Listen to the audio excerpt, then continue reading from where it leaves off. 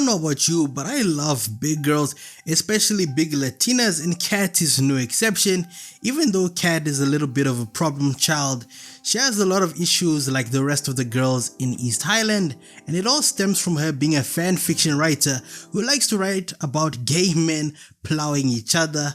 Talk about a graphic site, let me explain. The Big Dipper. When she came back to school, her then boyfriend at the time dumped her because to him, he didn't like her anymore because she was a little bit chunkier than the last time he saw her. I don't blame her. The way she likes these drinks, it's the same way I used to be addicted to Coke. As in the soda, not the powder. I haven't tried that yet.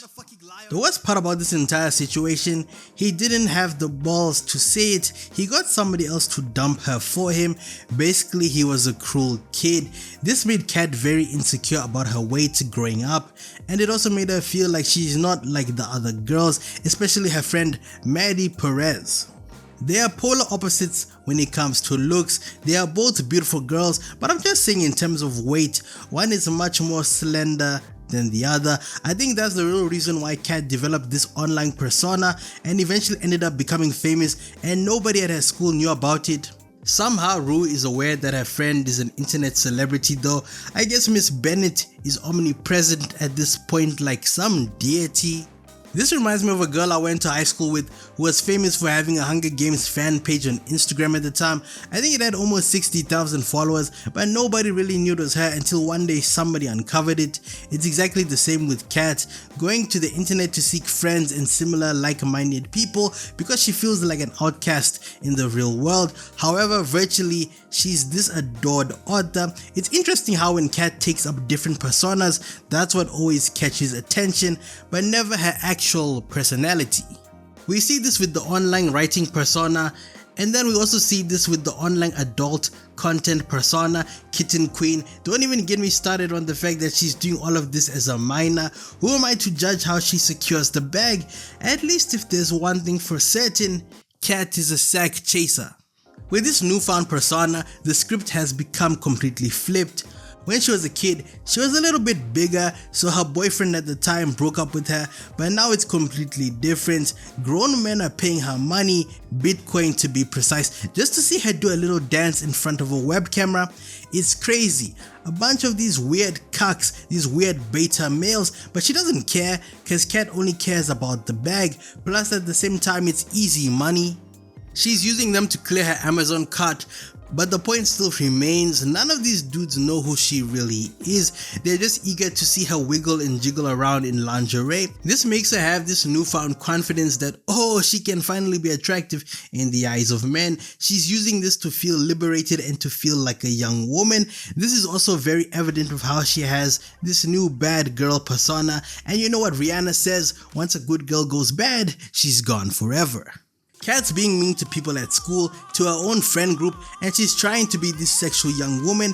She's having various escapades with guys because it makes her feel like she's in charge and it makes her feel like she's the boss. This can be seen at the carnival when she sleeps with this guy who graduated from high school a long time ago, and people used to say he has a really big dick, so she wanted to experience it for herself and live to tell the tale. This directly contrasts with how we were first introduced to Kat. She was scared to take her shirt off for the twins at the party. Now she's the one making demands and being forward with guys who want to rail her. This happens again at the mall with some guy who works there, and she feels good about herself and she's trying to play it cool as if these guys also aren't pleasing her. None of this really matters because the man who comes around and changes everything is no other than Ethan. Ethan is a perfect case of nice guys finish last. The funny thing with Kat is that Ethan just came at the wrong time. It's the perfect example of right person, wrong time. Ethan really likes Kat. He tries to talk to her, he tries to get to know her better, but Kat believes that nobody really wants her for her actual personality, not the persona, not this mask she puts on. She thinks that she has to have one because maybe she truly thinks that overall she's dull, or maybe Kat's not used to the fact that nobody took time to ever get to know her, so she's surprised. Like, oh me, why do you want to talk to me? That's why she's mean to Ethan. There's even an entire scene where she tells him, oh, I'm never going to fuck with you, I'm never going to be your girlfriend, something along those lines, and you can see how distraught Ethan is. He doesn't understand it, he thinks he did nothing wrong, but the real reason why Kat is being mean to him is because during the carnival, she saw him with a girl who's maybe, depending on who you ask, can say is somewhat more attractive than her, so she feels like, oh, she's reliving her childhood all over again. Her then boyfriend at the time dumped her and was looking at other girls, so Kat was using this mean girl persona as a defense mechanism. I find it weird how Kat transitions from this quiet, shy girl to being this macho, aggressive, assertive young woman. It's even weirder when she has to tally up the pros and cons of being with Ethan. Like, she feels like Ethan is somewhat of a weasel, and I don't mean that looks wise, but because she's been doing these escapades, she feels like she needs a Jason Momoa type of guy, a Game of Thrones brute figure who's going to send her straight to Pound Town. And that's not even me being hyperbolic. We all saw the montage scene, we all saw the Game of Thrones reference, so Kat is now used to that, and Ethan is the complete opposite. He's a genuine nice guy, and Kat, I guess she's become a mean girl, so she doesn't do nice boys anymore. And it's quite ironic how she's giving Ethan this indecisive treatment because she knows exactly what it feels like, so it's kind of sad to see her do that to somebody else. Anyways, you know what they say, you either die a hero or live long enough to see yourself become the villain. I had to make sure I watched both seasons multiple times. I've seen the first season like 6 times, I've seen season 2 probably 4 times, and I made sure to verify we've never seen Kat's parents on the screen at the exact same time. The implication here is that there's a lot of instability going on. So this is also the perfect example of what happens when your parents aren't involved at all. Like, how is she just in her room all day stripping for grown men online? Like, your parents need to be involved when you're a minor, bro. It's sad that Samuel booted her from the show. I really would have loved to see how her character develops. Anyways, that's the world of Euphoria for you, huh? The show is full of drama on and off screen. I don't think we'll ever get a proper close off with Kat. Her character will probably end up having a weird story arc like how Chuck did with Charlie on 2.5 Men when they were not on good terms. You know, the whole time I was kind of feeling bad for Ethan.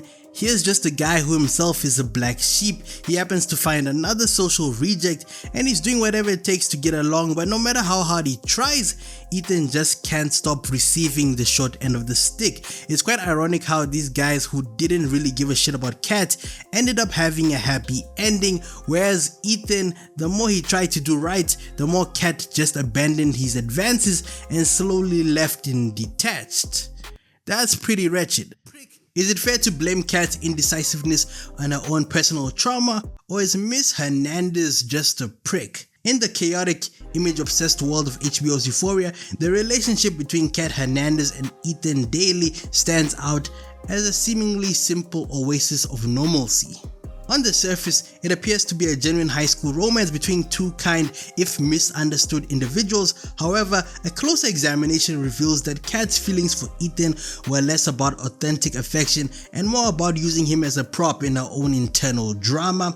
Ultimately, Kat did not truly like Ethan. She liked the idea of him and what he represented, a safe, nice guy, alternative to the toxic masculinity she encountered online and in her own insecurities. Kat's entire arc in season 1 is a crisis of identity. After losing her virginity in an impersonal encounter, she reinvents herself as a confident, dominant cam girl, commodifying her sexuality to feel a sense of power she lacks in her real life. This new persona, Kat, is a performance. When this anonymous validation begins to curdle into anxiety, she seeks a real-world relationship that can validate her without the associated risk. Enter Ethan, unassuming, kind, and visibly smitten. He's the antithesis of the hyper-masculine, demanding men in her cam chats. For Kat, he's not a person but a concept, the nice guy who will treat her well and provide a stable, acceptable storyline for her life. The cracks in her performance are evident throughout their relationship. She's consistently passive, allowing Ethan to pursue her while she remains emotionally disengaged. Her moments of affection often feel like she is following a script of how a girlfriend should act rather than expressing genuine desire. The clearest evidence of her disinterest in her inability to be physically intimate with him after crafting a persona of sexual dominance online, she finds herself repulsed by the reality of intimacy with a caring partner because it requires vulnerability, not performance. Ethan, in his authenticity, becomes a mirror reflecting the very insecurities she is trying to escape, making him an object of anxiety rather than affection. The relationship's dissolution is its most honest moment. Kat, unable to maintain the charisma, cruelly breaks up with him via text, fabricating a story about him assaulting her friend. This act is the ultimate confirmation of her detachment.